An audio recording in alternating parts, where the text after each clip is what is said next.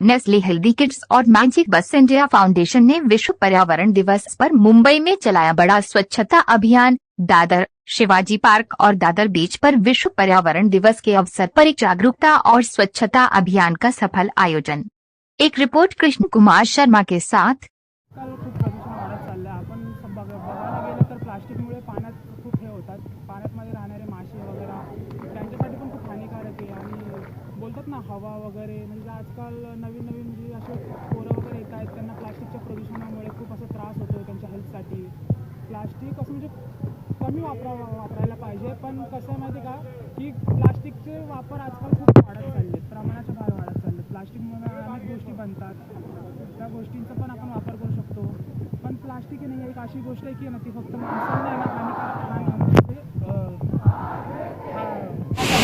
हानिकारक जसं plastic awareness आमचा एक बोलताचा पॉईंट होता, ज्याच्यामध्ये आम्ही ह्या सगळ्या प्लास्टिकच्या ज्या काही गोष्टी होत्या, समुद्राजवळच्या ज्या काही घाण वस्तू होत्या त्या आम्ही विसरल्या। तर तुम्हाला काय वाटतं की ह्या सगळ्या गोष्टी परत चालू ठेवल्या पाहिजेत की कसा फीडबॅक दिला तुम्ही? चालू ठेवलंच पाहिजे आणि तरुण वर्ग आहे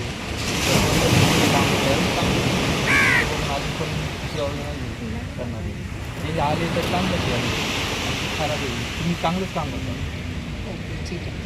पण तुम्हाला काय वाटतं की प्लास्टिक जे आहे जे यूज करतो आपण प्रत्येक वेळी ते यूज झालं पाहिजे का? आपण किती नाही बोललो तर ते यूज करणारे करतं आणि किती पण आपण कचरा तुमच्या ठेवतो टाकणारे बाहेर टाकतो। ते समाजानेच हे केलं पाहिजे की कचरा तिथं टाकायचं तिथं टाकतो। तुमच्या शब्दात आम्हाला सांगू शकतात का की आम्ही जर समाजाला प्लास्टिक बंद करण्यासाठी जर आम्हाला त्यांना सांगायचं असेल किंवा त्यांच्यापर्यंत ही माहिती पोहोचवायची असेल तर तुमच्या शब्दात आम्हाला सांगा की कसं आम्ही त्यांना पण सांगू शकतो, पटवून देऊ प्लास्टिकचे महत्त्व आणि नुकसान पण? कॉर्नर मिटिंग घेऊन कॉलेजचं असं रहदारी आहे तिथं खराब होऊ शकतं, तिथं जाऊन तुम्ही हे करू शकता, लोकांचं प्रवृत्त करू शकता की कचरा इथं टाकला पाहिजे, प्लास्टिक नको देऊ। प्लास्टिक म्हणजे आपण किती वेळेस नाही घेऊ शकतो आणि तुम्ही किती सांगितलं समाज जे करणार ते करणार।